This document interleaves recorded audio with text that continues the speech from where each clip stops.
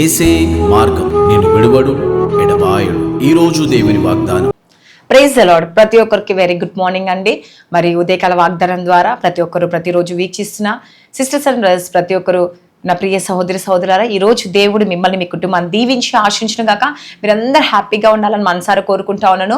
మీ జీవితంలో మీ కుటుంబంలో దేవుడు అనేక అద్భుతాలు జరిగించాలని నిజంగా విశ్వసిస్తున్నావా, నమ్ముతున్నావా?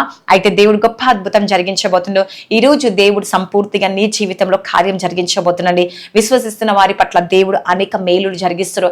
ఈరోజు నీకు ఏ కష్టం వచ్చినా, ఏ బాధ వచ్చినా, ఏ దుఃఖం వచ్చినా నువ్వు ప్రార్థిస్తున్నావా? అయితే దేవుడు ఖచ్చితంగా నీ జీవితంలో నేను ఒక సాక్షిగా నిలబెట్టబోతుండండి. హల్లెలూయా. మరింత మంది అయితే ప్రతిరోజు ఉదయకాల వాగ్దానం వింటారో మరి ఖచ్చితంగా దేవుడు మీ పట్ల అద్భుతం జరిగించబోతుండే. మరి వాగ్దానం కింద కామెంట్ సెక్షన్ లో ప్రతి ఒక్కరు రిక్వెస్ట్ తెలియపరుస్తా ఉన్నారండి. మ్యారేజ్ కొరకు, జాబ్స్ కొరకు, మరి మళ్ళీ అనేక ప్రాబ్లమ్స్ కొరకు సెండ్ చేస్తా ఉన్నారు. మరి ఆమెనని సెలవిస్తా ఉన్నారు. ఖచ్చితంగా మీ జీవితంలో దేవుడు నెరవేర్చబడును గాక అని మనసారా కోరుకుంటున్నాను.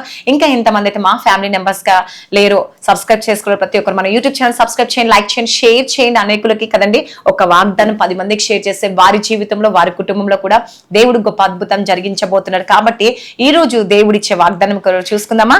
మరి నిర్గమకాండం 30వ అధ్యాయము మరి 6వ వచనంలో కదండి దేవునితో కలిసే స్థలం అండి మనది కరుణాపీఠం. హల్లెలూయా కదండి. దేవునితో కలిసే స్థలము కరుణాపీఠం కదండి. మందసపు మీదనున్న కరుణాపీఠం ఎదుట దాన్ని ఉంచవలను, అక్కడ నేను నిన్ను కలుసుకుందునని చెప్పేసి దేవుడు మాట్లాడుతూ ఉంటాడు కదండి. హల్లెలూయా. చూడండి, కరుణాపీఠం ఎదుట నీవు దానిని ఉంచవలను, అక్కడ నేను నిన్ను కలుసుకుందును. హల్లెలూయా. నిజంగా ఈరోజు దేవుడు ఏం సెలవిస్తున్నాడండి? కరుణాపీఠము దేవుని సన్నిధి ద్వారం అండి. అది అక్కడ దేవుడు చేసే వారి ప్రతి పని చూస్తూ ఉంటాడు. దేవుడు కలుసుకుంటాడు. అంటే దేవుడు కలిసే సమయం కదండి. మందసము చాలా ఇంపార్టెంట్ అయింది అప్పట్లో కదండి. హల్లెలూయా. కాబట్టి దేవుడు మనను కలిసే సమయం ఏంటండి? ప్రార్థించే సమయం. ఈరోజు నువ్వు ప్రార్థిస్తున్నావా? అయితే ఖచ్చితంగా దేవుడు నేను కలుస్తాడండి. మరి నీ స్వరము వింటాడంట, నీ ప్రార్థన వింటాడంట. ఎందుకంటే దేవుడు మోషేతో ఒక అద్భుతమైన మాట చెప్పాడండి. అక్కడ నేను నిన్ను కలుసుకుంటాను అంటే ఎవరితో చెప్పిండండి? మోషేతో చెప్పిండు. అంటే నేను నిన్ను కలుసుకుంటాను. హల్లెలూయా. ఈ రోజు దేవుడు నీతో కూడా అంటుండే, ఈ వాక్యం వింటున్న నీవు నీ జీవితంలో మోషేతో చెప్పిన దేవుడు ఈ రోజు నీతో అంటుండే, నేను నిన్ను కలుసుకుంటాను. హల్లెలూయా. చూడండి, నేను నిన్ను కలుసుకుంటాను. దేవుని వాగ్దానం చేశాడు. కాబట్టి కేవలం స్థలం గురించి కాదండి, దేవుని ఒక సన్నిధి గురించి మాట్లాడుతున్నాడు. హల్లెలూయా. అంటే ఆయన ఒక సన్నిధిలో కదండి ఎవరైతే పరిశుద్ధ స్థలముకు వస్తారో, ఆ స్థలం వచ్చినప్పుడు మరి ఆజ్ఞాపించినప్పుడు ధూపము కదండి, ప్రార్థన కదండి. ధూపం అంటే ఏంటంటే ప్రార్థన చేయడం కదండి. మోషే ధూపం వేసేవాడు కదండి. హల్లెలూయా. అంటే మనం కూడా ప్రార్థించాలంట. ఆ ప్రార్థన ఎవరి సన్నిధికి చేరుతుందంట అండి? దేవుని సన్నిధికి చేరుతుంది. ఈ ప్రార్థనలన్నీ దేవుడు ప్రార్థన చేసినప్పుడు నిన్ను నేను కలుసుకుంటాను. హల్లెలూయా. నువ్వు ఎప్పుడైతే ప్రార్థన చేస్తావో దేవుని నువ్వు కలుసుకున్నట్టే, దేవుడు నిన్ను కలిసినట్టే కదండి. హల్లెలూయా. ఈరోజు దేవుడు అంటున్నాడు కదండి, నా ప్రజలను నేను కలుసుకోవాలి అని అనుకుంటున్నాను. హల్లెలూయా. నిజంగా అండి దేవుడు మిమ్మల్ని ఎంతగా ప్రేమిస్తాడు. చూడండి, దేవుడే మిమ్మల్ని కోరుకుంటా ఉన్నాడు. కాబట్టి మీ హృదయంలో కరుణాపీఠముగా మార్చబడాలి. మీ హృదయం ఎలా ఉండాలంట అండి? కరుణాపీఠముగా మార్చబడాలి కదండి. అంటే కదండి ఎప్పుడైతే నువ్వు కరుణాపీఠముగా మార్చబడతావో నీ ప్రార్థన ధూపము వలె ఆయన ఒక సన్నిధిని ఏమవుతుందంట అండి? వెళ్ళిపోతుందంట. హల్లెలూయా కదండి. తీసుకుంటాడంట. అప్పుడు దేవుడు మనతో మాట్లాడతాడు, మనం నడిపిస్తాడు కదండి, మరి ఆశీర్వదిస్తాడు. హల్లెలూయా. నీకు ఆశీర్వాదం కావాలా? దేవుడు నడిపించాలని కోరుకుంటున్నావా? అయితే నా ప్రియ సహోదరు ఈరోజు దేవుడు ఒక నిజమైన సాహసము కలిగి ఉండమని దేవుడు సెలవిస్తా ఉన్నాడండి. హల్లెలూయా. ఈరోజు నువ్వు వ్యక్తిగత జీవితంలో మార్పు తప్పకుండా రావాలండి. ఎందుకంటే ఎప్పుడైతే మోషే కదండి దేవుని సన్నిధి నిలిచినప్పుడు ఆయన ముఖము ప్రకాశించింది. అవునా కదండి? దేవుని ఆయన ముఖం ఎలా ఉందంట? దేవుని సన్నిధికి వెళ్ళినప్పుడు ప్రకాశించింది. ఈరోజు నీ ముఖము కూడా ప్రకాశింప చేయాలంట. దేవుని అడుగు యేసయ్య మోషే సన్నిధి నిలిచినప్పుడు ఆయన ముఖము ప్రకాశించింది. అలా నేను కూడా నీ సన్నిధిలో గడిపినప్పుడు దేవా మరి ఆత్మీయముగా నేను కూడా బలపడాలి, నేను కూడా ఒక వెలుగు నాలో ప్రకాశింప చేయండి యేసుప్రభా, మరి నీకు అలా నేను కనిపించాలి యేసుప్రభా అని చెప్పి ప్రార్థించినప్పుడు దేవుడు ఖచ్చితంగా ఏం చేస్తాడంట అండి? నీకు బలపరుస్తాడు కదండి. ఆత్మీయంగా శక్తిని నింపుతాడంట కదండి. ఆ ప్రార్థన స్థలాన్ని ఎప్పుడైతే మనం హృదయపూర్వకంగా ప్రేమిస్తామో, దేవుని సన్నిధిని వెతుకుతామో కదండి, ఎప్పుడైతే దేవుడు చెప్తా ఉన్నాడో వినాలంట అండి మనం. హల్లెలూయా. ఎందుకంటే ఈ వాక్యం ద్వారా ఈరోజు నీతో మాట్లాడుతుండే మోషే ఎలా అయితే దేవుని ఒక సన్నిధిలో వెతికాడు, దేవుని ఒక శక్తి పొందుకున్నాడు, దేవుని ఒక వెలుగును పొందుకున్నాడో నీవు కూడా అలా పొందుకోమని దేవుడు సెలవిస్తా ఉన్నాడండి. హల్లెలూయా.